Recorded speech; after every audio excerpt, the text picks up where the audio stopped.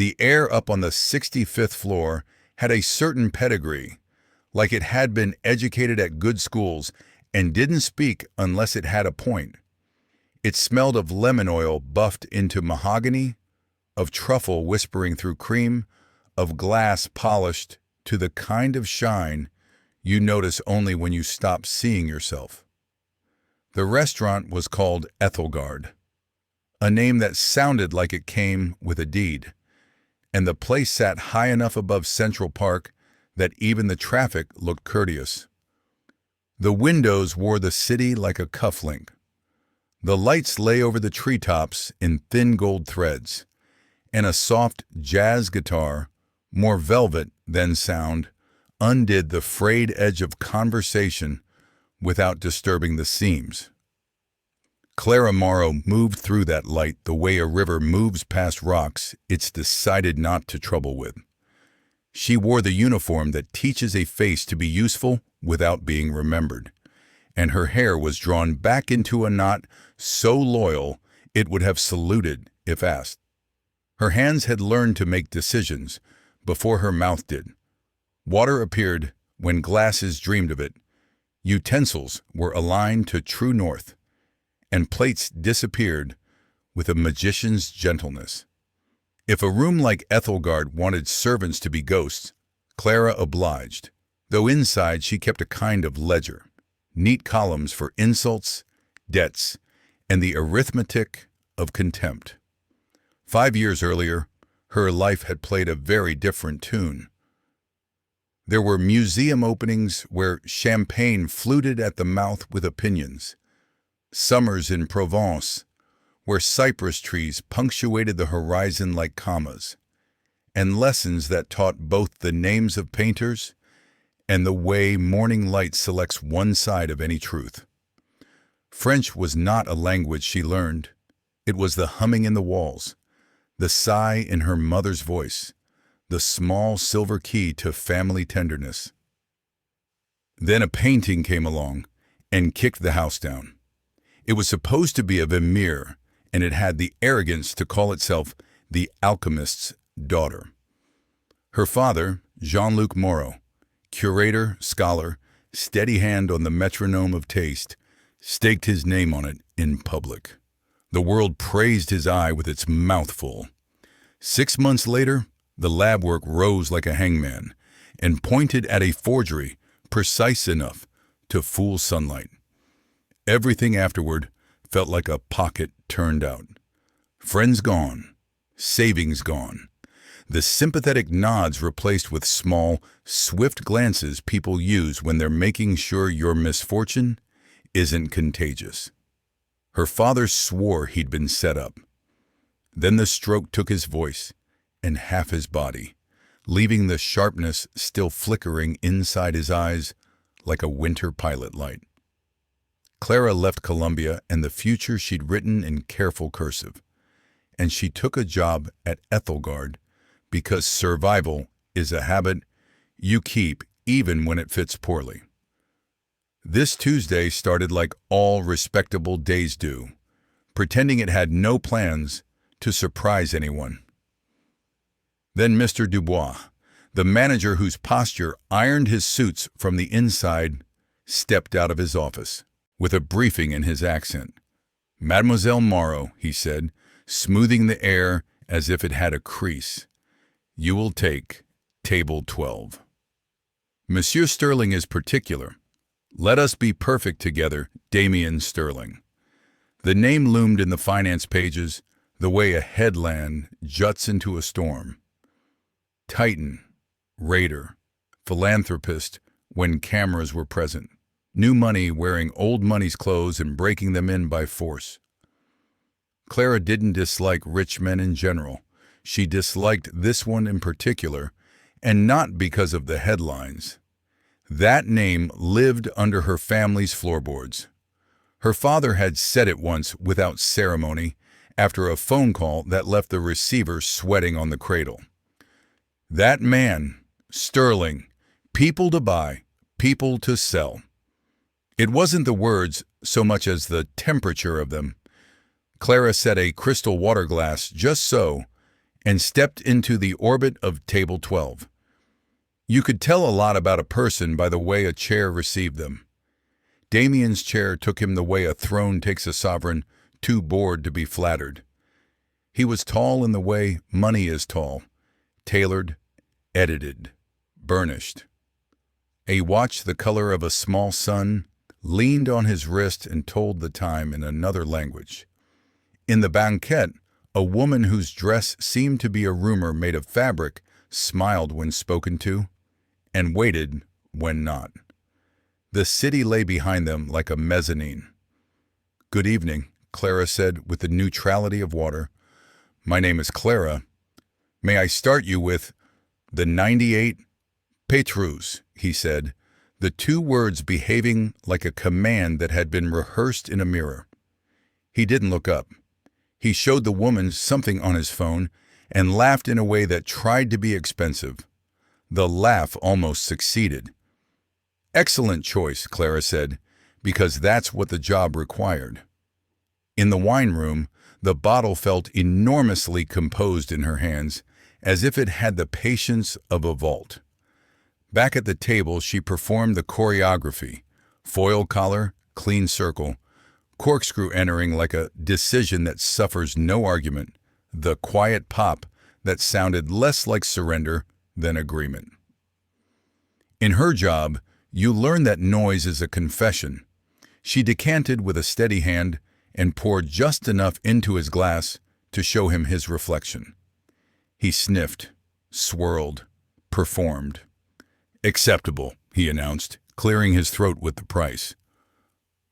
The city hummed under the windows. Ethelgard hummed under the city. Clara moved in a loop that gathered needs and bound them.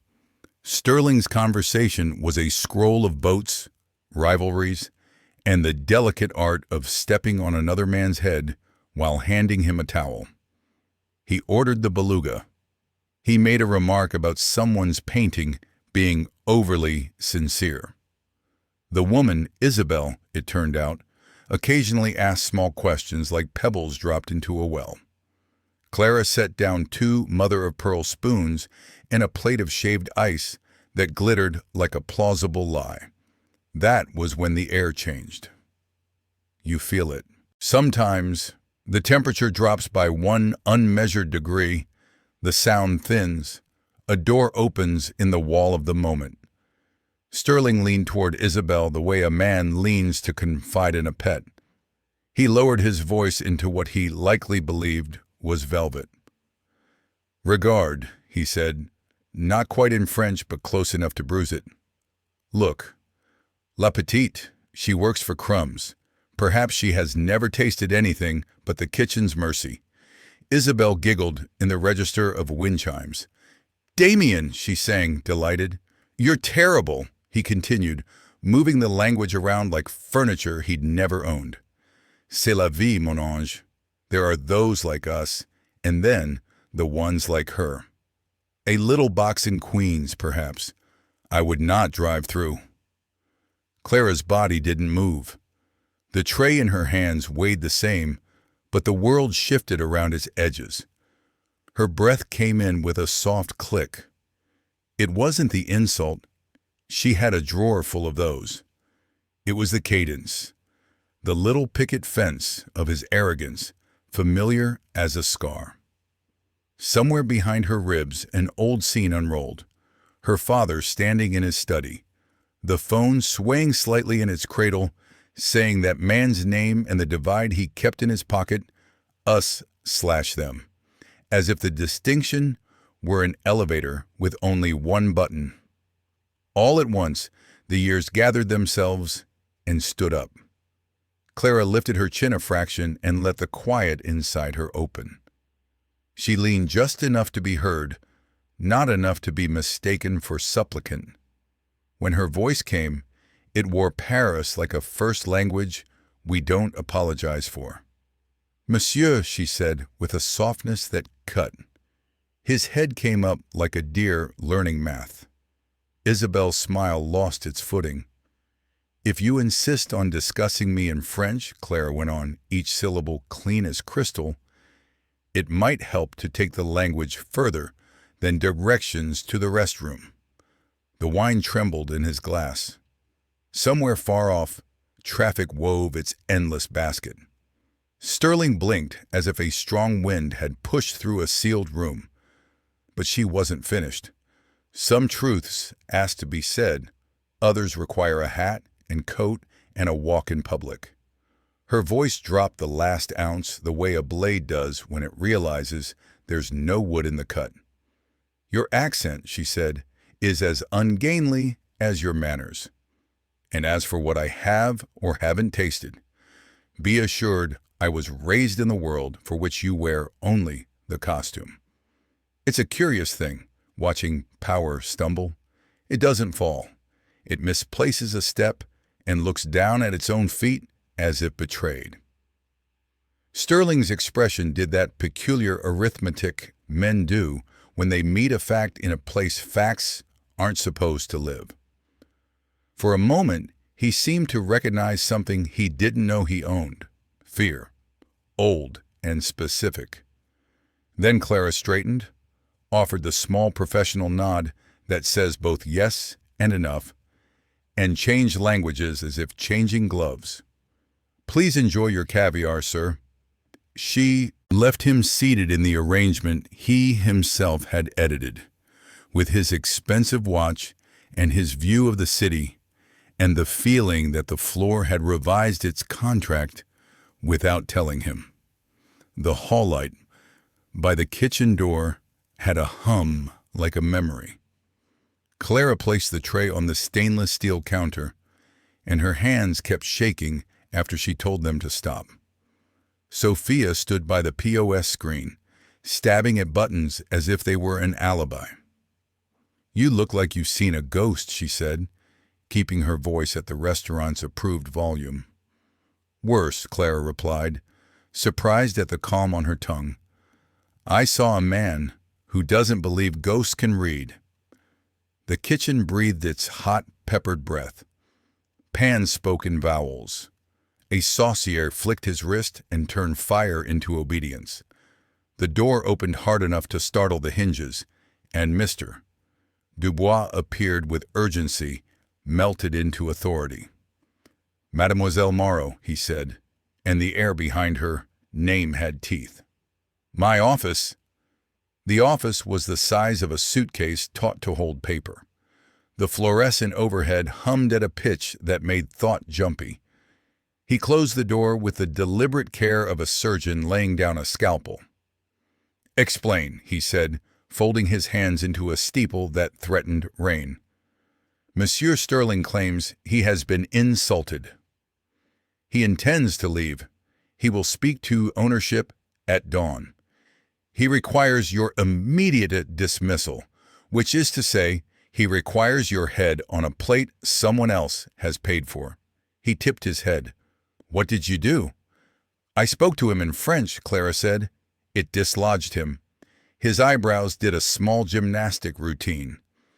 Being from Lyon, he treated French not as a language, but a relative he would defend in a bar fight. "You spoke to him in French," he repeated, tasting the oddity of it. "And what medicine did you choose?" Her answer was simple, because the truth often is when it's exhausted. "He discussed me with his companion, assuming I wouldn't understand. I advised him to study the language he was misusing. I suggested his accent resembled his manners. I mentioned that the world he apes raised me." Silence lent the room its attention. Dubois watched her with a new angle, as if discovering the frame had a painting in it. "Morrow," he said carefully, meaning the syllables to land where they belong. "As in Jean-Luc Moreau." "As in my father," she replied. You could measure the change on his face. He sat back, then sat down heavier, a sailor correcting for sudden weather. The scandal had traveled across his features before settling in caution. "Mon Dieu," he whispered, not for effect, but because the words had nowhere else to go. Then he leaned forward and let his voice find the tone he used with knives. Listen to me. He has money, yes, but more importantly, he has the habit of it. He may try to scorch earth. He may try to scorch me, which is inconvenient. I have bookings, but you will not be fired. Not tonight. Not for speaking the mother tongue. In its defense, a brief smile visited his mouth. National pride is a managerial prerogative. Some part of Clara gave a little, gratitude finding his chair in a crowded room. "Thank you," she said, and meant it with the gravity that makes two words look taller. He waved it away as if compliments were flies. "Go home. Take the evening as a paid insult. Be with your family." And here he paused, picking his next sentence with tweezers. "Be careful. Men like Sterling don't lose well. They try to fix the scoreboard with gasoline." The night had cooled further by the time she reached Columbus Circle, the traffic laying down its ribbons of white and red as if to reassure the dark that someone was keeping score. On the subway, faces groomed their thoughts and looked away from one another with the courtesy of fatigue. In Queens, the walk-up steps spoke to her knees, and her knees answered back. The apartment smelled of lavender and old books, the kind of weary comfort that doesn't brag. Her mother slept in the armchair that had learned the shape of her, a thin blanket living its small life on her lap. A book of French poetry, little bones of paper and ink, rested open on her chest. The lamp freckled her face with gold. Clara placed a finger where the poem made its turn, closed the book, tucked the blanket, and stood a moment in the doorway with the quiet in her throat. Her father's room had become both study and harbor. The wheelchair sat by the window, and he sat in the chair, doing the work of looking outward.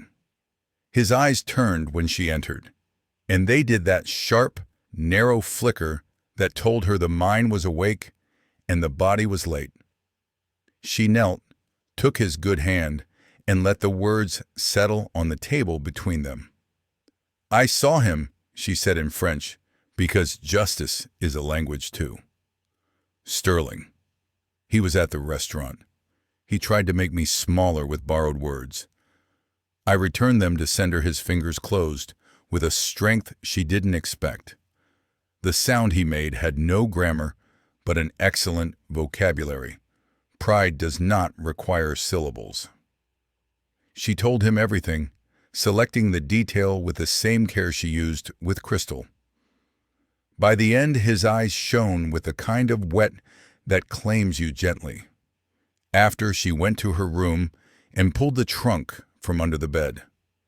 Inside lived the sediments of before. Photographs where smiles remembered themselves. Textbooks scored with a younger woman's certainty.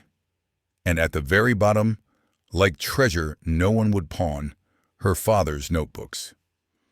She carried one to the table, spread it open, and history slid out like a tide. The handwriting was elegant even when agitated. In those months before the scandal, the ink seemed to lean forward as if running downhill. He wrote of light under paint, of the way lead tin yellow behaved when it had been ground by 17th century hands rather than a modern machine. He wrote about the canvas speaking in a dialect the panel did not. And in one entry, the words stood up and shouted, "Something is wrong with the yellow. Particles too uniform. 17th century mills leave ghosts. It is correct, yes, but too correct. Perfection, like a counterfeit halo." Clara read the line twice, then kept going, her breath becoming thin. He had raised it with Damien, who dismissed it with the speed of a man swatting a fly with a checkbook. He'd written that Sterling had already pre-sold shares in the painting to a set of investors who preferred profit to caution. And if the truth found daylight before the sale, a great many important hands would find themselves suddenly empty. 2 days before the ruin, I am certain now. Underdrawing in the sleeve shows the crosshatch of a 20th century forger I recognize, student of Van Meegeren's lineage. Sample cut, analysis ordered. Tomorrow I will show Damien the proof. Tomorrow we will tell the truth. Tomorrow did not arrive for him. Instead, there came a wire from Switzerland and a laboratory report that said exactly what the lie required. The painting sold, the headlines nodded, and her father's career died with unusual ceremony. Clara closed the book and let the room's thin lamplight salt the page. She had the pulse of it now. Motive, method, map. But journals are the testimony of ghosts until someone living puts teeth in them. She needed someone with a nose for rot and the stubbornness to follow it under floorboards. Arthur Finch had once been that man. He wrote with the courteous fury of a conscience at work and had made a small career of throwing open polished doors. He'd left print 2 years ago, or print had left him. It was hard to tell the direction. She remembered a piece he'd done on her father. Not a defense exactly, but a refusal to let the convenience of the story undress the facts. She found him the following afternoon in an East Village bookstore that had survived by learning to be a bunker. A small bell took notes when she came in. The aisles were narrow, and the smell was the old church smell of paper and dust. Behind the counter, a heap of man in a rumpled suit read a newspaper as if cross-examining it. "We close in 5, he said to the page. "Mr. Finch," she replied. "I'm Clara Morrow." The paper lowered like a curtain that had briefly forgotten its cue. His eyes were pale and sharp, magnified by lenses that had decided to exaggerate. "The daughter," he said, not with sentiment, but with a fact's sobriety. "What can I do for you besides tell you to run?" She set the notebook down between them, gentle as a bomb tech. "I can prove my father knew before he was accused. I can prove why Sterling needed him quiet." He opened the book with the reverence of a man handling a dangerous animal that has agreed to be civil. He read frowning, and his finger tapped the margin when the words began to smoke. "A diary can be called a sad rehearsal. After the play," he said. "What else?" "He had a stroke 5 years ago. He hasn't signed a check since. The entries are dated in the middle of the storm." And he describes a specific underdrawing signature, cross-hatching, belonging to a known forger. If I can get images from the painting, an expert can confirm it. Finch's mouth did a small private thing that might once have been a smile. "Now you're speaking my religion. Evidence and its mean little cousins. Chain of custody and embarrassment." He shut the book. "We will need a stage and a cannonball." "I have a stage," she said. "Sterling's Patrons Gala in 2 weeks. He's auctioning a study for the same painting." His eyebrows went up in a manner that had little to do with surprise and much to do with admiration poorly disguised. "The man loves hubris more than upholstery," he said. "And the cannonball.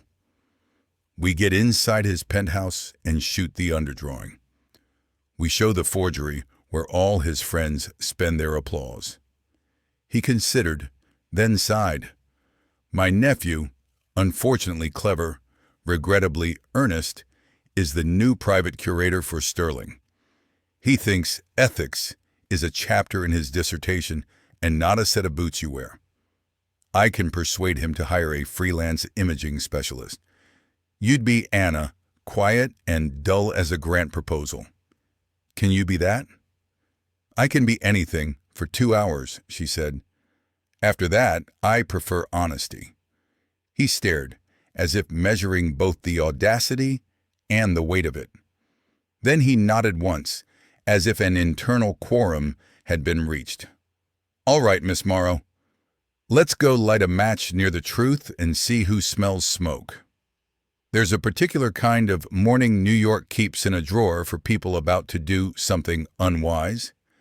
It brings out the exact blue sky from real estate brochures, sets a wind to frisk your coat, and sends a sunbeam to pat your shoulder like an uncle who bets the wrong horse. When Clara walked into the coffee shop to meet Finch, the steam rose from cups like stage ghosts practicing entrances. Finch had a legal pad and the disposition of a man attempting to bridle lightning with string. "You're Anna," he said, pronouncing the name as if it were a password that would only work if both of them pretended not to be themselves. "You have a portfolio we made last night that looks like competence arranged in grids. You answer only the question you're asked. If Sterling tries to charm you, remind yourself even handsome snakes have teeth. If he remembers you from Ethelgard, feign the boredom of a woman who has never carried a tray." She smiled without showing the part of her that trembled.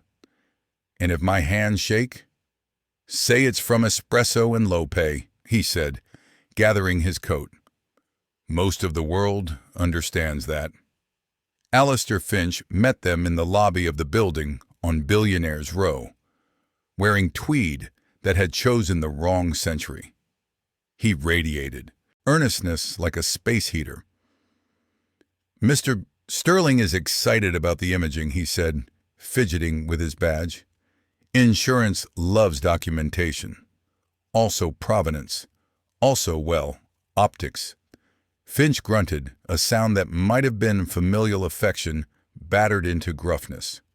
"This is Anna," he said. "Her camera frightens liars."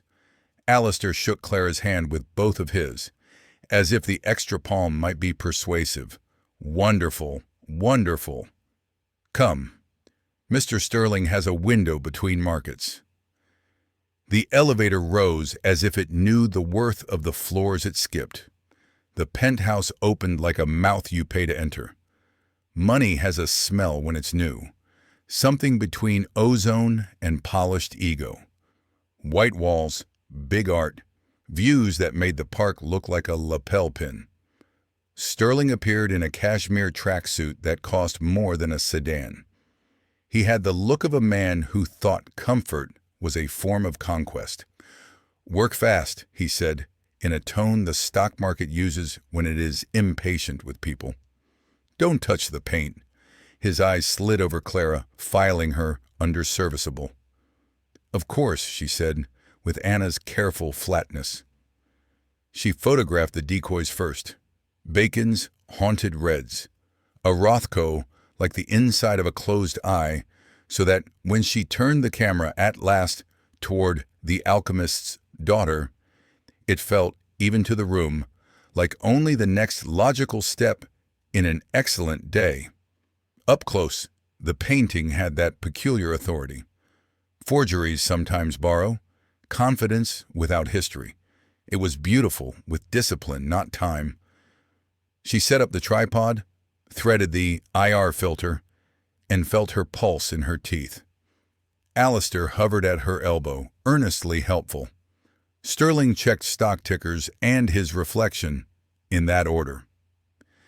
"Given the painting's significance," she said in a tone that sounded like a footnote, "multispectral imaging will give a complete record for the policy."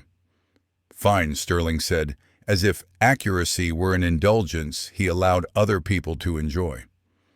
The camera screen showed the sleeve in kayfabe color. Then, with the filter, it showed the world beneath. She adjusted focus with little motions, the way you turn the volume down on fear, click by click. There it was. A faint geometry of cross-hatching riding under the pigment like a watermark. It had that intimacy of a maker's habit, the thing the hand does when the mind is elsewhere. In her father's notebook, the description had been dryly precise. On her screen, The pattern looked like a whisper signing its name. She shot from angles, a dozen, then a dozen more, checking the histogram like prayer beads. She transferred everything to the little encrypted drive Finch had insisted upon, wiped the camera's card clean as if she'd been born moments ago, and felt the room tilt back in normal gravity. Sterling drifted over, curiosity caught on a hook. "Compelling, isn't she?" he said, gesturing to the girl in the painting as if they were old lovers. "My Vermeer." Clara turned her face toward him and made it plain as paper. "A fascinating subject for technical analysis," she answered. And because restraint can be a kind of flourish, she did not look again at his eyes. He let her leave like a man dismissing a service he does not understand but appreciates for its invoice. In the elevator, her knees remembered they were knees. Finch pressed the ground floor button with something between triumph and dread. "Well," he said softly, "now we have to make the truth louder than his lawyers." The work began in the back room of the final word, where the dust motes seemed suddenly to have a stake in justice. Finch ran the images through a printer that sounded like it had taken personal offense. He laid them out on the table and let the evidence arrange itself. For the first time since the world tipped, Clara saw the line from then to now without fog. Her father at his desk writing his certainty, Sterling shrugging denial. The vanishing of the lab's first report. The wire to Switzerland, the auction, the headlines that liked their villains tidy, and now this. The underdrawing, like a message time, had smuggled forward in a sleeve. They sent the files to Florence with a handshake of encryption. Dr. Isabella Rossi wrote back as if she'd been waiting on the step. Her analysis, when it came, read like a polite execution. Pigments compared, signatures aligned, the cross-hatching matched to the handiwork of a 20th century forger from a family of talented liars. Not Vermeer, she concluded, in the scientific equivalent of a gavel. Finch prepared the war chest, packet for the press with Rossi's report, the key notebook pages, a timeline that refused to be decorative. Quiet calls went out, to an old friend at the SEC, to a prosecutor who respected documentation more than noise. "Watch his gala," he advised in his courteous growl. "Consider it a test of emergency systems."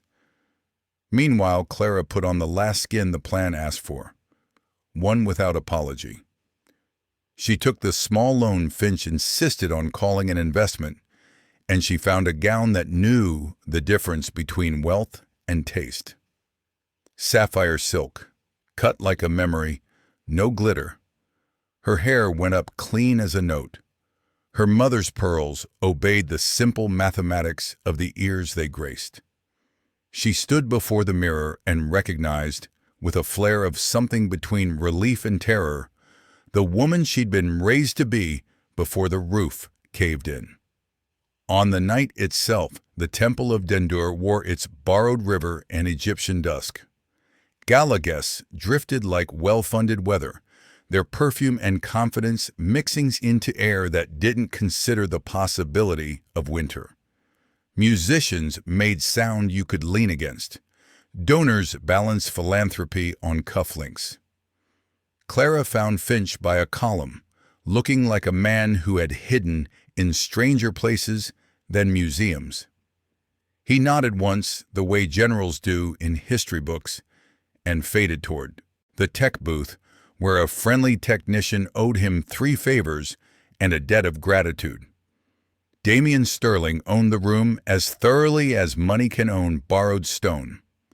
The smile, the anecdotes sanded to fit, the casual reach for Isabella's hand, as if she were a detail the story required. He did it all like a man playing himself for an audience he'd personally vetted. When he took the stage, the lighting obeyed him cheerfully. "It is my great privilege," he purred, "to support the arts in this city that made me." There was applause from hands that had practiced, and tonight I offer to you a work from my private collection, a study for the alchemist's daughter. Assistants unveiled it with the sort of solemnity usually saved for the first page of gospel. The auctioneer's chant curled into the rafters. Paddles flashed like the wings of exotic birds. The number rose like heat. 500,000. The gavel lifted for the kiss of wood that would make the lie state certified. "Wait," Clara said. She did not raise her voice. She gave it clarity instead, and the room, unused to being told no, obeyed out of curiosity. People turned as if the word had nudged them. She stepped forward into light that was not meant for her, and it suited her anyway. "My name is Clara Morrow," she said to the man who had taken her father's life, and to the assembled choir of polite money. The name ran through the hall like a rumor that had just found proof. The silence that followed had a shape. Sterling's smile blew a fuse. "This is a private event," he said, voice sunned and dangerous. "I'm aware." She walked as if each step were a sentence period.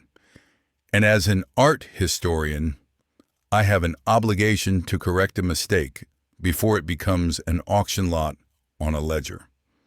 The sketch you're buying is not a window into a 17th century mind. It is the garnish on a modern fraud." "Security," Sterling snapped. The word cracked like cheap china. Two men in suits moved, but Finch met them with an old press credential in the kind of look that has made bigger men remember their public oaths. The guards hesitated as decency stole 2 seconds from their paycheck. Clara didn't watch them. She watched Sterling, because the truth likes its audience to be the one who needs it least. "My father warned you the painting was wrong," she said, not accusing so much as inventorying. "You had already sold unseen shares in a dream to men who preferred dividends to doubt. So you framed him, because the only thing more dangerous to a lie than a scientist is a scientist with a calendar." On the screens, the first image appeared. Her father's handwriting, neat and exact, describing the yellow's uniform particles and the underdrawings hatching. A murmur rippled, an institutional sound, half curiosity and half self-preservation. She swiped. The infrared image of the sleeve looked back like X-rayed bone. The cross-hatching, circled in red, rested under pigment like a fingerprint under paint. She swiped again. Dr. Rossi's side-by-side comparison. The patterns matched like confession. "This is not Vermeer," she said. "It is a forgery with papers, authenticated by a report purchased the way some men purchase silence." "Lies," Sterling barked, sweating through his impeccable tone. "Malicious, rehearsed, and slanderous. A bitter girl out to launder her father's reputation with my name." "My father doesn't need your name," she said. "He needs his back." From the wings, Alistair emerged, courage making his face look younger and older at once. He held a tablet as if it might fly. "Mr. Sterling," he said, into a microphone he hadn't planned to meet, "your accounts show a $2 million payment to a shell corporation 2 days before Dr. Morrow was accused. I have traced the shell to the firm that fabricated the lab report. I'm sorry." The last 2 words weren't for Sterling. Silence did a slow, stubborn bloom. Then it shattered. The hall filled with the noises people make when they realize they have been clapping in the wrong places for years. Some stood. Some sat hard. Phones rose like a field of starved periscopes. Sterling stood under light, suddenly clarified, and looked like what he was. A man who had mistaken applause for absolution. The main doors opened with their usual dignity. Two uniformed officers and two plainclothes detectives entered without flourish. Justice, when it means to be believed, walks at a human pace. They came up the aisle like afternoon, and Sterling, who had never liked schedules he hadn't made, finally saw a timetable he could not move. Clara felt no triumph. Relief is a quieter beast. She watched the moment fold around itself, and in that crease, she could see her father, at his desk, writing what he knew while the world rehearsed the wrong story. She put the phone away. She didn't need it anymore. The room had learned a new language. The papers did what papers do when they smell narrative and justice at the same time. They wrote in columns that pretended to be surprised. The next morning, photographs of Sterling flanked by law's patient men stood beside headlines that strained for poetry and landed on punishment. Stock tickers he moored numerically. Investors who had practiced handshakes for decades discovered they had elbows when they tried not to touch one another on the way out. None of that was the part Clara liked.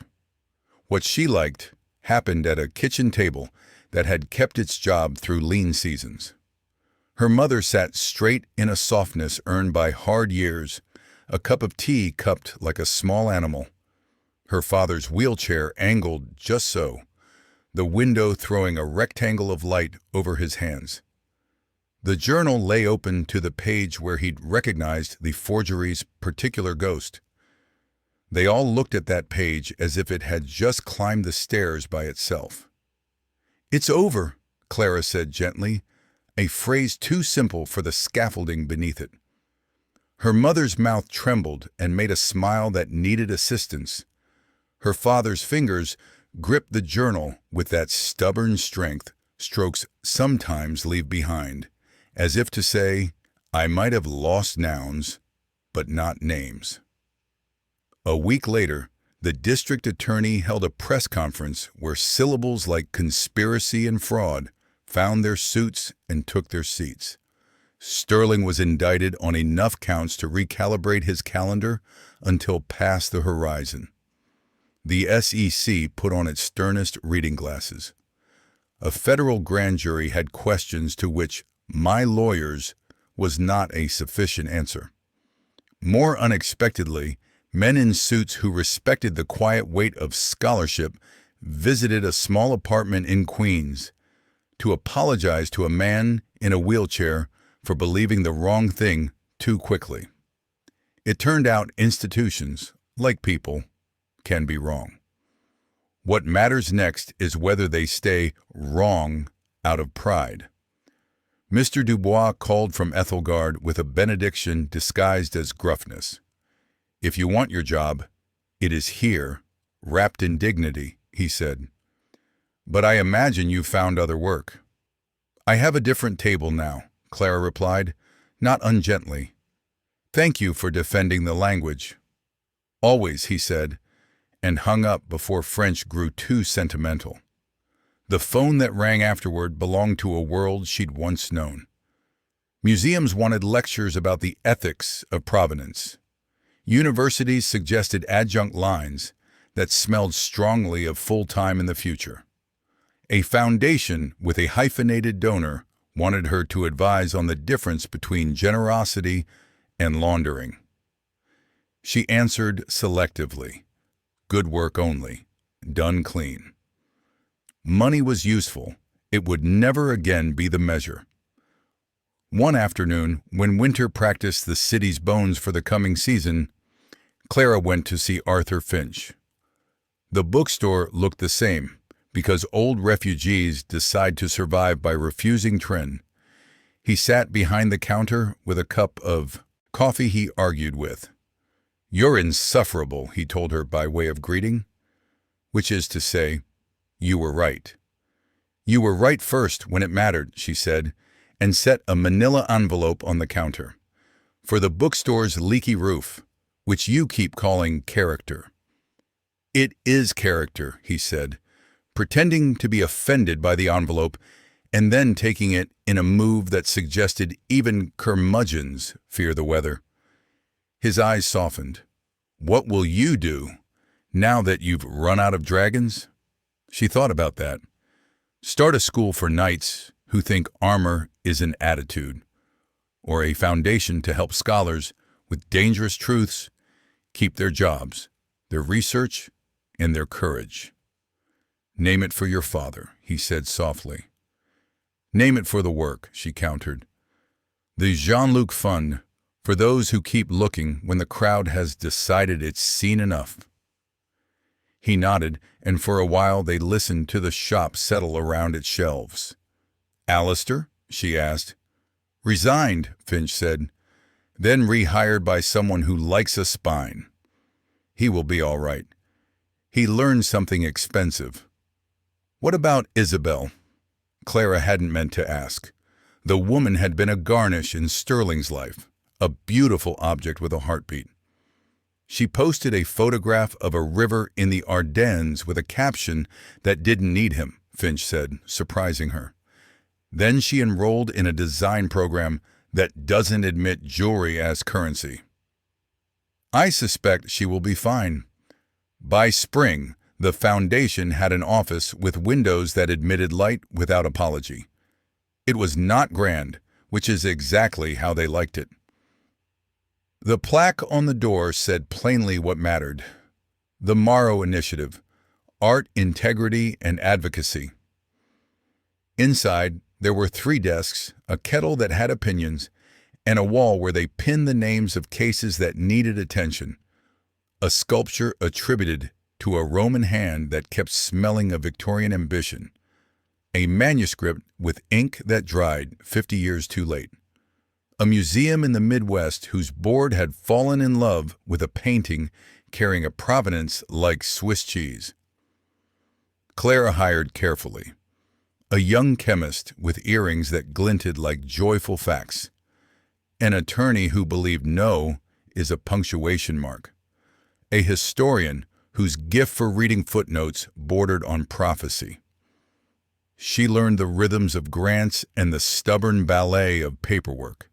She visited her father each evening with stories. He answered with his eyes and the squeeze of a hand still fluent in emphasis. On the first warm day in May, they held a small ceremony in a lecture hall borrowed from Columbia. Faculty came, and students who had read about scandal before they knew the names of the pigments. Finch spoke briefly, like a man who believes speeches should end at their strongest sentence rather than at a timer. Dr. Rosie flew in from Florence and delivered the kind of talk that makes chemistry sound like affection. Clara stood at the podium last and told the story without ornaments. She mentioned the line in the sleeve where the forger had left his whisper.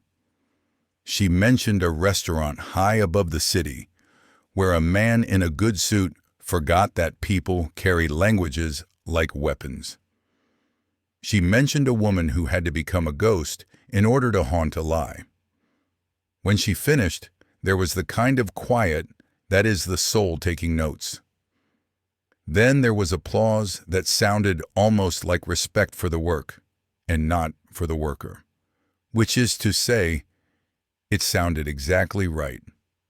After the reception, a graduate student with ink on his fingers stopped her in the hallway. "How did you know you were ready to stand up?" he asked, as if courage were a train you could catch if you checked the timetable. She smiled. "I didn't," she said.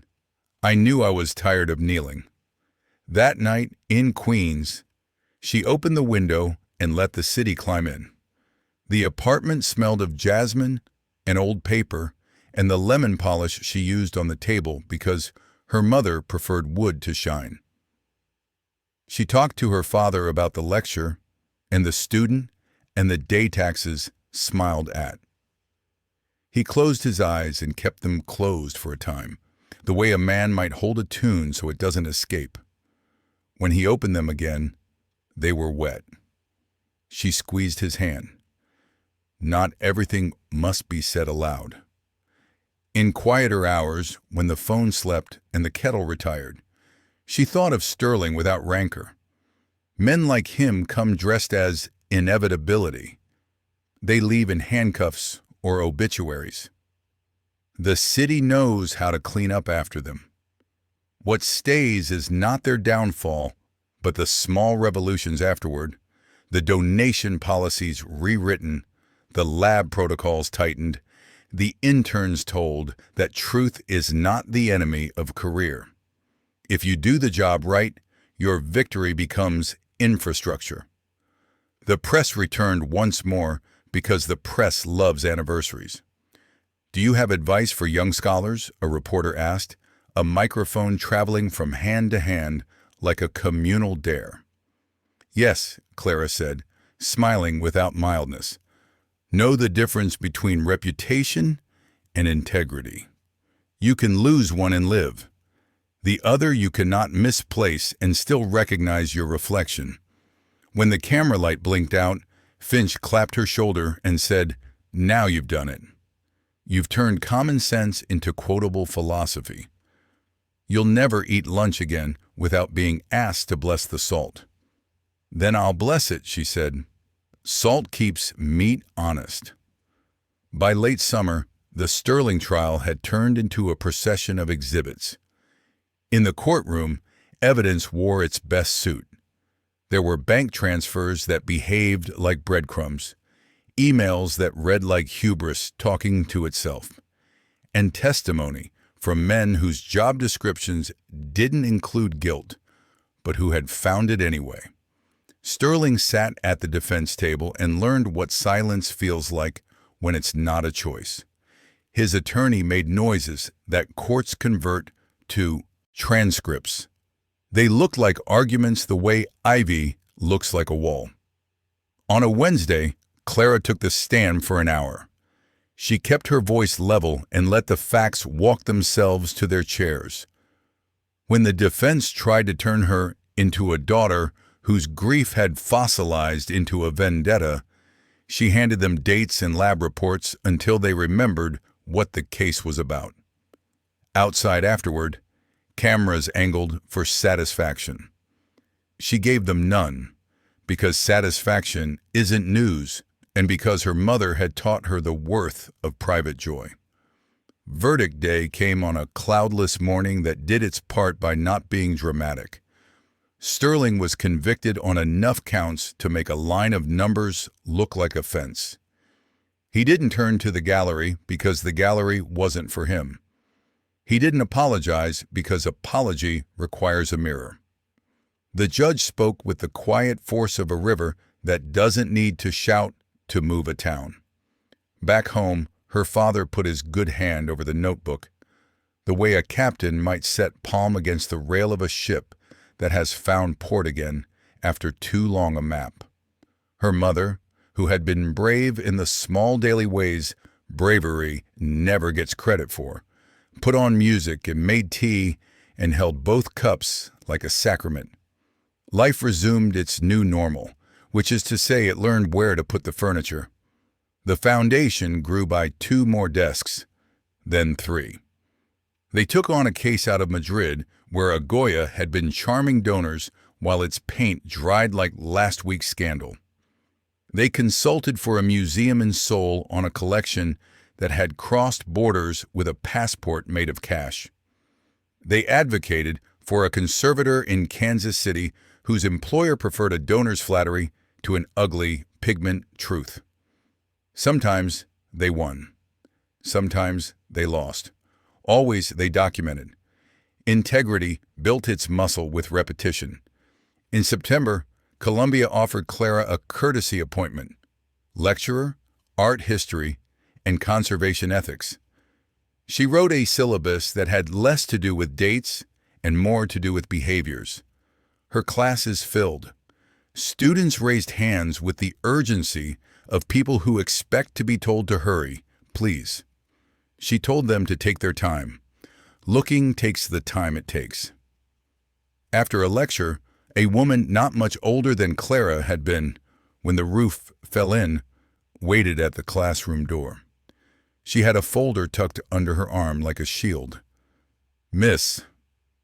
"Morrow," she said. "My grandfather left a painting to my mother. Everyone in my family loves it. I think it's wrong. I'm afraid if I'm right, they'll hate me." Clara asked to see the painting. The girl opened the folder. The reproduction showed a winter scene with skaters, all handsome cold and twigs. It wore a famous signature like a brooch that didn't belong to the dress. Clara smiled gently. "Tell them you love them," she said. "Then tell the truth about the painting. A family that asked art to lie to it will sooner or later ask you the same." In October, they staged a small exhibition in the foundation space. It was called Negative Space, the art we saved from being something it wasn't. The title pleased Finch beyond measure. They displayed UV photographs in IRS, notes from labs, loan agreements corrected in the margins like homework, and a wall of acknowledgments that read like a field of small flags. Visitors came expecting scandal. They left talking about chemistry and respect. One afternoon, a man in a plain suit stood long before the IR of the alchemist's daughter's sleeve. He didn't speak, didn't take out his phone, didn't do anything at all except stand with his hands in his pockets and his eyes on the cross-hatching like he had come to see an old argument and settle it by himself. He left without signing the guest book. Works for me, Clara thought. Not every victory requires a witness. On the anniversary of the Gola, they returned to the Met at night. The Temple of Dendur sat serene in its glass. The river stone patient. The ancient sand unalarmed. They weren't there for an event. They were there because sometimes you walk the perimeter of places where you fought to remember you no longer need to fight there. "Do you think he ever understood why it mattered?" Finch asked, hands in his coat pockets, the city's lights applauding on the other side of the glass. "No," Clara said, without cruelty. "Some men don't know the difference between admiration and respect because they've been overdosed on the first since childhood." They walked out into a night that smelled of wet stone and taxi brakes. Somewhere, a saxophone found a window. Queens waited with its light strung like work. At home, she kissed her mother's forehead and told her about a student who had fallen in love with a pigment.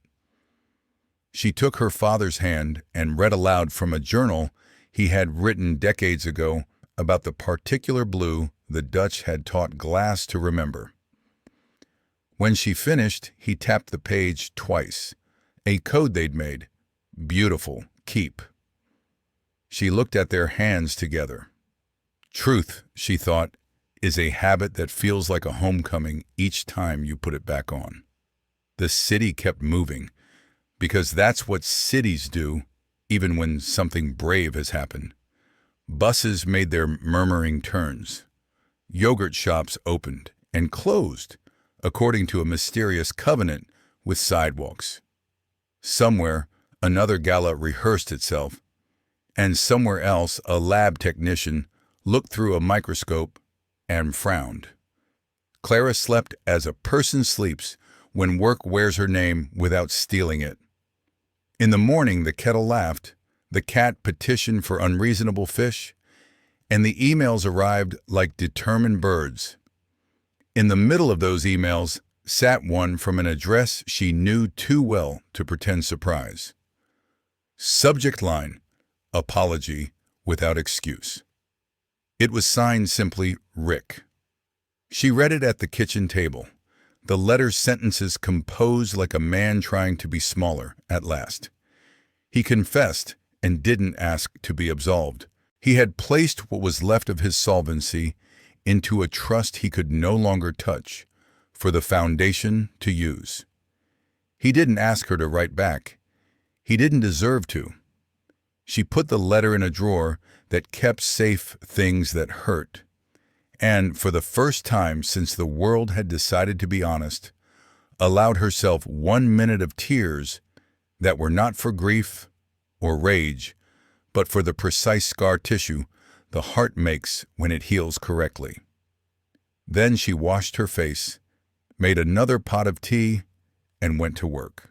The first cool Saturday of the new season polished the sky to a shine and laid it gently over the city like a fresh tablecloth. The air had the snap of an apple you eat over the sink because you can't help yourself.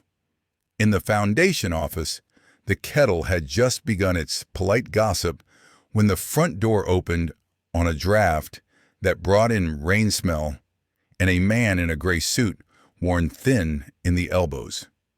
His hat looked like it remembered better roofs. He paused on the threshold, the way people do when they are trying to decide whether hope is a lobby where they're welcome. "Come in," Clara said, rising from behind a desk that had learned to survive stacks. She felt something settle in her shoulders, the reflex that happens when you recognize trouble that has dressed itself neatly for the bus ride. He took off the hat as if it might be offended by the lighting and approached in short, careful steps. "Name of Riley," he said, holding the hat against his chest. "Martin. I'm a guard at the Pritchard," he added after a beat, "museum." As if there were other Pritchards a person might mistake for. The Pritchard Museum sat in a stone pile upstate that looked like it had retired from being a castle but still read the job listings. It was famous for two things: a staircase that liked photographers and a benefactor whose name could open doors that weren't even installed yet. The benefactor, one Horace Bellwether, had made his fortune turning parcels of river into money and his reputation turning money into civic wallpaper. You could count half a dozen beloved institutions that wore his surname like a corsage. "What do you need, Mr. Riley?" Clara asked, already hearing the soft rustle of a story in the man's pocket. He set the hat on the edge of the desk and glanced around the room as if spies might have learned to masquerade as staplers. "We've got a painting," he said. "Always had the painting. Landscape with pilgrims. Dutch, they say. Been with us since the WPA put our walls back on in 1938. Folks love it. River like a silver road. Little figures with hats like upturned pies. For years I've stood near it, telling children not to touch with their noses." He rubbed his thumbnail along the hat brim, and his voice went down a step. "Only I got a grandson who likes science and trouble in equal measure. We were at the museum late one evening, the kind of late where the lights hum because they don't want to be alone, and he brings out this little handheld thing he got on the internet. Ultraviolet flashlight. 'Pop, pop,' he says. 'Let's see if the old painting glows.' It did. It glowed in the sky like a dream that forgot to be old. The kettle clicked off as if to punctuate. Clara waited, feeling the room lean closer, even the dusty plant by the window trying to listen. "Don't mean much to most," Riley went on, "but it meant something to me. I asked one of our curators to run a test, and he smiled, in that way that tells you you've been very sweet. So I came here because I figure you folks don't do smiling as an answer." Clara glanced at the wall where their cases hung in neat index cards, each one a bruise turned into a plan. She could feel the story's shape trying to introduce itself, a beloved painting, a benefactor who likely liked his legends airtight, a test no one wanted to take. "All right," she said, already reaching for a pen. "We'll visit. But I warn you, when the truth opens a door, not everyone says, 'After you.'" He blew out a breath like a man who had been holding one for years. Good, he said. I'm tired of guarding a fairy tale that keeps changing its ending. They went 2 days later, when the river wore its blue without argument, and the highway sang the monotonous hymn of tires. Finch rode shotgun, grumbling at the GPS like an uncle who refused to be bossed around by satellites. In the back seat, Priya, their chemist, held a padded case the way a mother holds a baby on a bus. The road north passed through the city's long pocket of brick and into a country that tasted like apples and gasoline. As they pulled up the museum drive, the building arranged itself in their windshield. Stone shoulders, tree-lined throat, the bellwether name in bronze letters big enough to summon rain. Inside, the air was all beeswax and bursar. The guards stood like friendly furniture. The docents floated with pamphlets as light as excuses. A young curator in the right shoes met them, nerves disguised as hospitality. "Thank you for coming," she said, shaking hands the way training videos teach. "I'm Anya. We're thrilled to have the Morrow Initiative here." She lowered her voice a fraction. "Officially, we're thrilled. Unofficially, we're on a very expensive tightrope." They followed her across the marble where footsteps sounded better than most admissions. Landscape with pilgrims waited on a plum-colored wall, elegant as a lie with good posture. It showed a river that pretended not to be a path, a small procession of figures moving toward a church whose steeple tried to convince the sky it was a friend. The light in the painting did what old light does. It seemed to have opinions about time. Priya set up the rig, the UV lamps unfolding with the practiced hush of tools that enjoy their purpose. She donned gloves. The gloves made a whisper that might have been respect. Anya cleared her throat. "Full disclosure," she said. "Our patron, Mr. Bellwether, considers this work the heart of our collection. He's sensitive to the notion that it might be anything other than exactly what the plaque says it is." "Truth is famously inconsiderate of plaques," Finch said under his breath. The lights went down. Sometimes, in a museum, darkness feels like misbehavior. This darkness sat upright and watched. Priya switched on the UV, and the room changed species.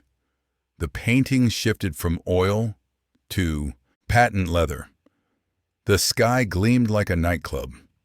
Faint lines appeared on the surface, retouching, old restorations, nothing shocking, the geology of any work that has lived among people. Then everyone leaned in at the same time and did the same small intake of breath that strangers do when politeness loses to surprise. Under the smooth old sky, a grid of bright retouching marched in a neat invisible army, squares upon squares, like scaffolding painting over something large and inconvenient. Priya moved the lamp, the squares marched with it. Anya's hand went to her throat. "That's extensive," she murmured. In curator, extensive meant the same thing as you are standing where the floor used to be. "Infrared next," Priya said, and the painting obliged. With IR, underdrawing shows itself like bones through thin skin. They looked. The river's gentle bend had been a straight line once. Trees had moved. The church steeple had migrated from left to right like a politician searching for a favorable angle. More troubling, in the underdrawing, tiny figures bore costumes a century too late. "Composite," Finch said softly, not triumphing so much as taking attendance. A very old panel, new paint, and somebody with more ambition than scruples. Anya stared at the ghostly image, jaw working. "We've published on this piece," she said. "We've built programs around it." "Then you'll build new ones," Clara said. She kept her voice level, like a stretcher. She could feel the room beginning to list, that tilt museums get when money and truth try to sit in the same chair. Who sold it to you in '38? Anya swallowed. Bellwether ancestors, she said. Direct donation when the museum reopened. There's a letter. It reads like a valentine. We all love a valentine. They did the rest of the work because work helps when your stomach decides not to. They documented, they logged, they took swabs like polite thieves. After, in a conference room that smelled like coffee and caution, the director arrived, cheeks flushed from a meeting he'd run from. His tie was good, his smile rehearsed. We are grateful, he said, the way men talk when they hope gratitude can be used as an herb to cover the taste of what follows. But you understand, of course, that our donors, our community, are not helped by being lied to, Finch finished, in the tone of a man who'd learned manners as a second language and preferred meaning to anyone's diction. The director's smile hung on like a flag after the parade. I'll need to speak with Mr. Bellwether, he said. He must be brought along.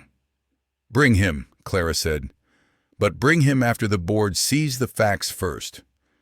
If the first thing your trustees hear is a fortune clearing its throat, they won't hear anything else. They set a date. The boardroom had the particular lighting that makes money look moral. Along one wall, a portrait of Bellwether's late wife oversaw proceedings with a kind gentleness that made you want to apologize for all the ways you would fail her standards.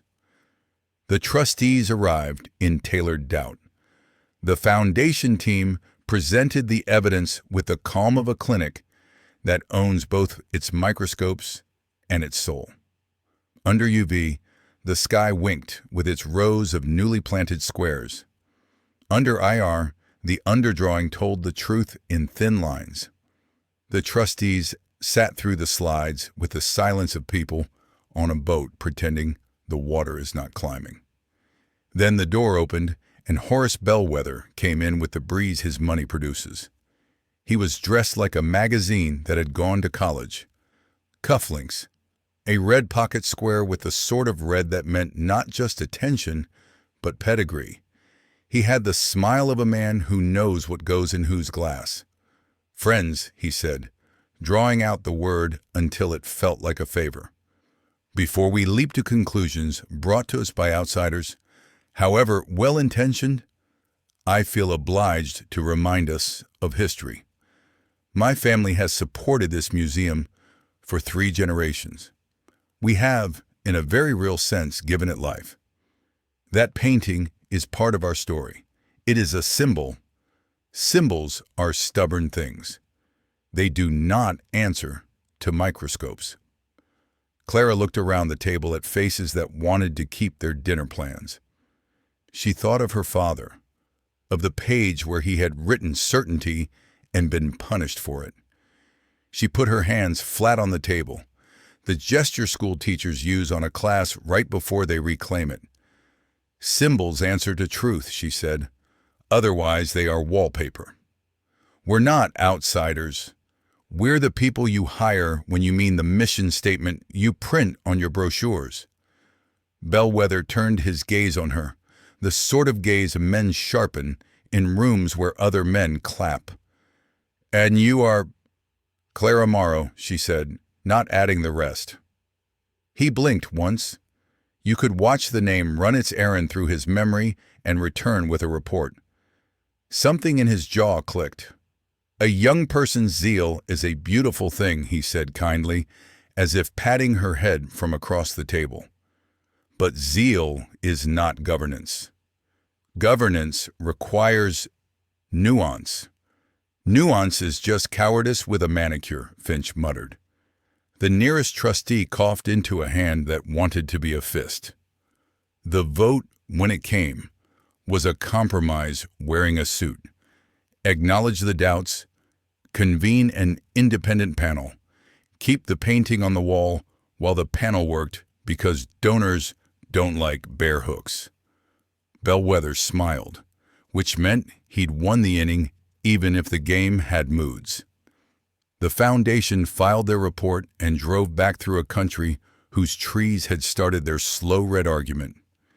In the weeks that followed, the museum learned the choreography of anxious institutions. Press releases dressed in adjectives. The director developed a twitch that wore his name. Bellwether floated kindly menacing quotes on the subject of a legacy, and the town newspaper ran an editorial headlined, "Is Skepticism the New Elitism?" with a question mark large enough to rent. Meanwhile, in the lab, the paint chips told their secrets. Zinc white where it didn't belong. A varnish that had known a factory built when Teddy Roosevelt was still sending letters. On a rainy Thursday, an envelope arrived at the foundation address with handwriting like an attic. Slanted, careful, the ink gone brown with purpose.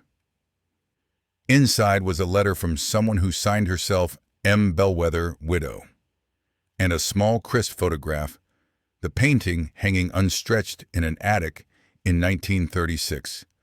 Sky half missing, a newspaper tacked nearby.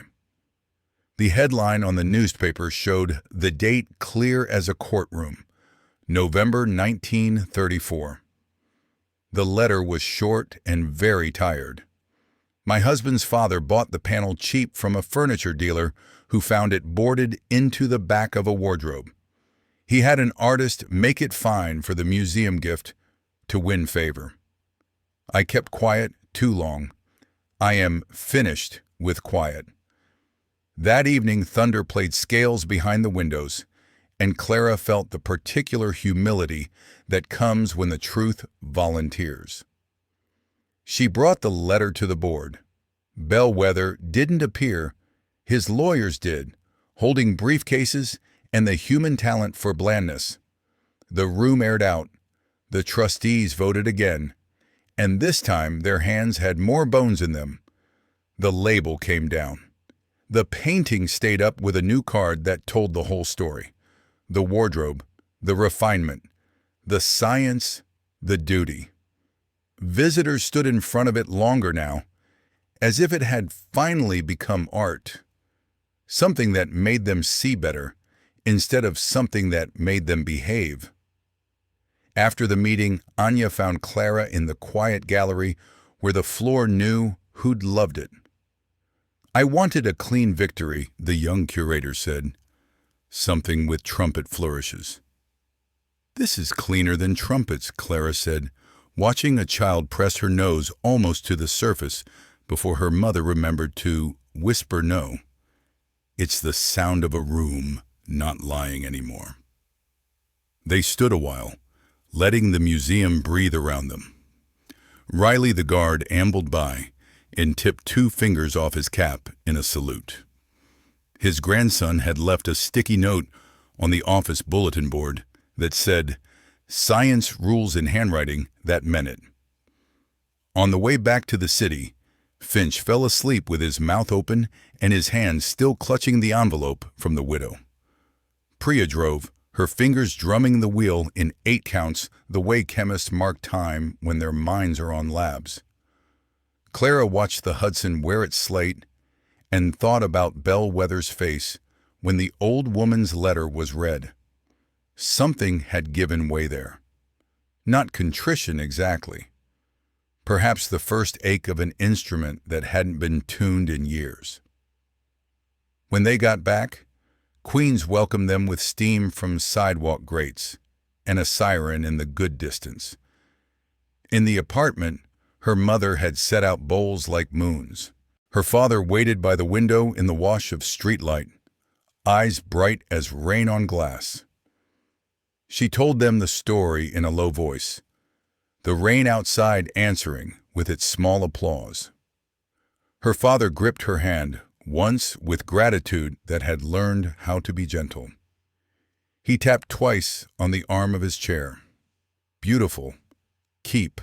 Autumn did its slow arithmetic, subtracting leaves, adding coats, dividing the city into those who hurry and those who regard the cold as a form of entertainment. At the foundation, the days acquired the rhythm of weathered purpose. Meetings that mattered, emails that didn't, a kettle that put in for overtime. The board at the Pritchard released the final report with a frankness that surprised even their allies. The reattribution made the paper with a tone that sounded like a town forgiving itself for having loved a good story a little too much. In November, Clara received an invitation that read like dry toast. The Beltway wanted her for a hearing. Subcommittee on Cultural Integrity, a phrase that wore its tie too tight. She smoothed the letter out on the kitchen table while her mother stirred a pot with the patience of a saint, and her father watched the steam with interest. Their apartment smelled of time and stubbornness. "You'll tell them the truth," her mother said, laying a spoon on a folded towel as if to demonstrate proper procedure, whether they like it or not. "That describes Washington," Clara said. She imagined the panel. One senator who thought art was for calendars. One who loved the opera because donors did. One who had a niece in college who had brought home ideas. Serious staffers whose eyes knew how to take notes. A clock on the wall with opinions. She packed her documents, her calm, her refusal to mistake courtesy for permission. The hearing room had acoustics designed for microphones and indignation. Its ceiling made a promise to the room's ego. Its carpet tried to hold everyone in place. Clara sat alone at the long witness table with a nameplate that made her sound less like a person and more like a topic. Flashbulbs rehearsed vanity and then went home. The chairwoman called the session to order with the gavel's hollow knock. It sounded, Clara thought, like a door someone wanted you to believe was locked. "Miss Morrow," the chair said, "why does this matter? Why should taxpayers care if a museum mislabels a painting?" Clara thought of all the polite rooms where she'd been asked to make truth cheap enough to carry in a pocket. "Because," she said, speaking the words into the microphones and past them, "every time we agree to a beautiful lie because it's easier to look at, we make it easier to lie elsewhere." Museums teach the public how evidence works. If we allow them to fail in that duty, we tell the next generation that a story's comfort is more important than its accuracy. That doesn't stop at paintings. She watched the idea step from person to person like a traveling flame. Staffers wrote quickly. Cameras blinked their mechanical blinks. A senator who had brought only his smile to the hearing tried on a frown. "And funding?" he asked. "Should we punish institutions that make mistakes?" "Punish the cover-ups," she said. "Reward the corrections. Build a system where telling the truth sooner is cheaper than maintaining the lie longer. Money is a language museums speak fluently. Teach that language new words." Afterward, in the hallway that smelled of ambition and coffee, a reporter cornered her with a microphone that pretended to be a handshake. "Are you afraid?" he asked. "You keep making enemies of rich people." "I don't make enemies," she said, buttoning her coat because she had a train to catch and courage works better warm. "I make their excuses harder to use." Back in New York, snow came early, the kind that tries to negotiate with the sidewalks and then gives up. The foundation Christmas lights did their unambitious glitter. They took on a small case from a church in Queens. Saints painted on wood, saints who had endured more humidity than any holy person deserves. They wrote a policy paper for a consortium of Midwestern museums that had decided not to be embarrassed by their budgets. They hosted a seminar called "When Donors Want a Happy Ending," and the sign-in sheet read like a directory of people who had grown tired of whispering. One evening, Just after the city had turned its lamps on, someone knocked on the foundation door with the sort of knock that belongs to people who have been taught not to knock at all. When Clara opened it, Horace Bellwether stood there without his entourage, wearing a coat that tried to look modest and failed on a technicality. Snow stippled his shoulders. He held a small paper bag like a student carrying a lunch. "May I come in?" he asked, the words shaped to fit a mouth not used to them. She hesitated, not because she feared him, but because forgiveness is an expensive room, and you don't let just anyone track snow on its rug. Then she stepped aside. He removed his hat with more care than it deserved and looked around at the desks, the mugs, the bulletin board with its bright pins and bad maps. "It's smaller than I imagined," he said, not unkindly. "Truth runs on elbow room," she said. "What can we do for you?" He placed the bag on her desk and took out what was inside, as if he were unwrapping a fragile apology. A ledger, leather cracked at the hinge, a sheaf of letters tied with twine, a photograph of a man in shirt sleeves squinting at a panel leaned against a wash basin. "My grandmother's attic," he said, "after your report, after my mother's letter. I went up to see what else the house was hoarding. I found history." He touched the ledger with 2 fingers, the way a person touches a gravestone. "I also found receipts for restorers paid in cash, for favors repaid in naming rights. My family built good things with mixed materials. I'm not here to beg for mercy, Miss Morrow. I'm here because the story ought to be told in full before I depart." The last word hung in the air like a coat on a nail. He looked older suddenly, not in his face, which had been maintained by money and a diet of consideration, but in the set of his shoulders, which had surrendered to gravity's jurisdiction. Clara gestured to a chair. He sat, and the chair behaved for both of them. "People think wealth buys silence," he said, eyes on his hands. "It buys noise. It buys music played so loudly you cannot hear the whistle in the next room. The whistle has been blowing for some time. You can fix part of it," she said. "Endow conservation work with no strings. Fund transparency, the kind that changes plaques and pays for admissions to be free on Tuesdays. Write a letter to the Pritchard naming what your family did wrong and what it did right, and mean both." He nodded. "Done," he said. "And there's more." He cleared his throat with embarrassment that looked freshly acquired. "I've set aside funds for your foundation. Not because you were kind to me, you were not. Because you were right to us, I'll accept," she said, "if the money comes with no conditions and no hallway named after you." He almost smiled. "Name it for the truth," he said. "It will find me without signage." When he left, the snow had thickened and the street wore it with resignation. She stood a while at the window, the ledger on her desk like an animal asleep. She felt the curious ache that arrives when someone you meant to hate learns a new word in your presence. Not redemption, that's a large noun to use on a Tuesday, but an improvement that would hold.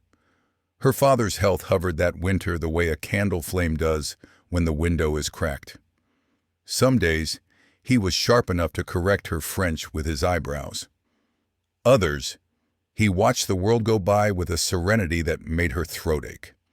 On a night in January, the city swallowed its own sounds in a snowfall so certain it felt like doctrine. Clara sat by his bed in the dim, the lamplight milky with shade. She spoke to him about the ledger, about Bellwether learning the difference between symbol and story. His eyes tracked her face with devotion. She told him about a student who had argued her into seeing a medieval copyist as an artist instead of a machine. He smiled with just one corner of his mouth. She took his hand and set it on the notebook he had written in those years he'd been certain.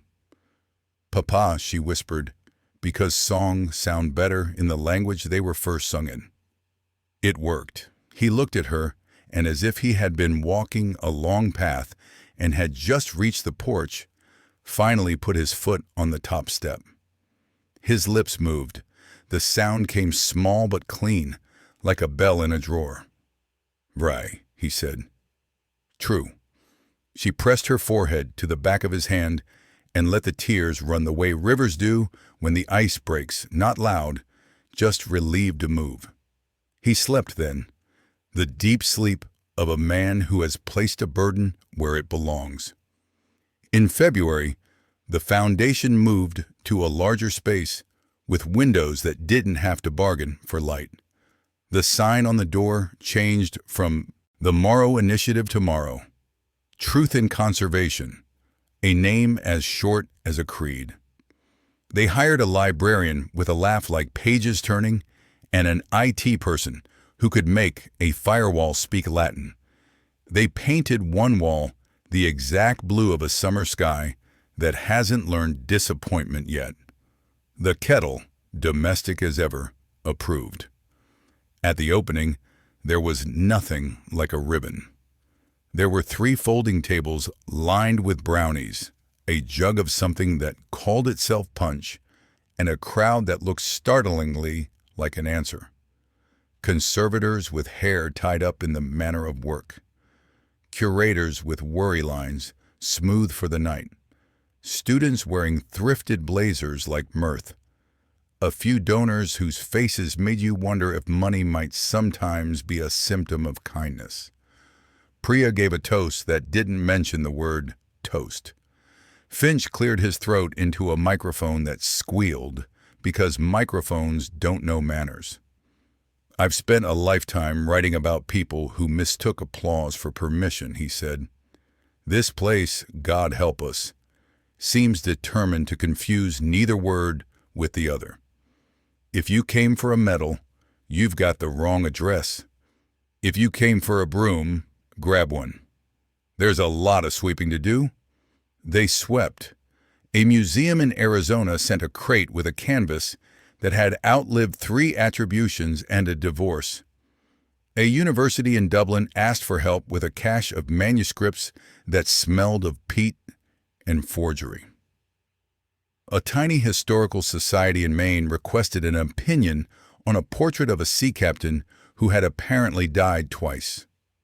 The work multiplied like loaves that believed in regulations.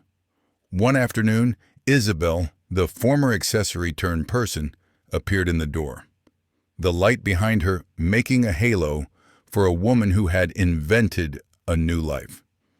She held a portfolio in the look of someone who had taught her hands to make beauty even when the rest of the world wasn't paying attention. "I made something," she said, almost shy, "for your wall." Inside the portfolio were posters, clear, nimble, charming, explaining in pictures what IR and UV do, how pigment behaves when it doesn't belong, why provenance is a detective story anyone can join. They were the kind of thing children would want to touch and grown-ups would believe in. "I thought," she said, "maybe the next girl who gets laughed at will clue in earlier if she knows what the lights can show." Clara hugged her without forethought, which tells you how that day felt. They mounted the posters in the front hall where visitors would stand and say, "Oh, good work, when it's lucky, replicates." Spring came on like forgiveness. Tender greens nosing through the city's foundries. Somebody practicing trumpet low in the evenings. The ice cream trucks defrosting their jingles.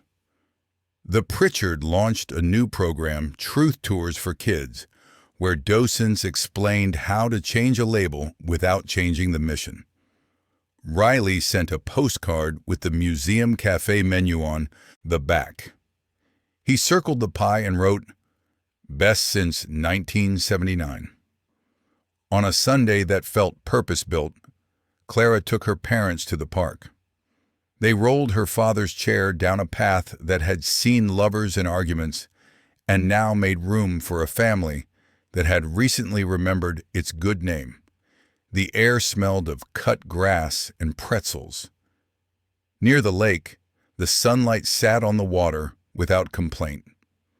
She told them about a grant proposal that had used the word stewardship correctly, and about a teenager who had raised her hand in class and said, "So we're basically trying to be the opposite of a conspiracy theory." Her father laughed with his eyes. Her mother linked her arm through Clara's and said, "Yes, only with better snacks." They sat there a long time, letting the city go on doing what cities do when no one is watching, delivering packages, breaking hearts, fixing them too. It occurred to Clara, as it sometimes does to people who have worked hard and honestly enough to deserve a quiet bench, that endings are floss. Stories keep catching in the teeth of the world. You tend to them. You carry a mirror and a broom. You keep your grandfather's words, your mother's recipes, your father's journals. You keep the truth in your pocket where your hand can find it without looking. On the walk home, a poster flapped on a lamppost, a museum lecture series with her name listed under the word keynote. She smiled because ceremony is a tool like any other. She would go. She would tell them the story again, with its wardrobe and its ultraviolet lamp, its ledger in a paper bag, its old man learning a new word. She would watch the faces tilt toward her, and then, if she did it right, tilt toward the work.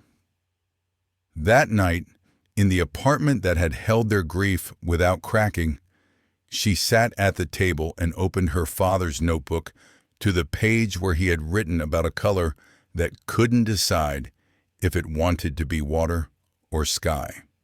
She touched the margin and felt, for the first time, not the sharpness of having lost years, but the considerable sweetness of having used the ones left with purpose. The city outside exhaled and inhaled. The radiator knocked to remind them heat is just water with ambition. She wrote one line in her own hand below his old sure script. "Keep looking." The lamp made a little circle of bright in which her mother's knitting needles ticked like a loyal metronome. In the bedroom, her father turned and murmured a contented syllable that could have been any language. If there was a moral, and she distrusted morals as a class, it was something plain enough to embroider on a pillow and robust enough to nail to a courthouse door. Wealth builds rooms, truth builds homes.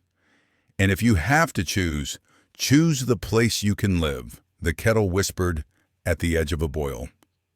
The night pressed its gray face to the window and watched, curious and calm, while a woman hunched over a notebook, preparing tomorrow's courage with today's ink.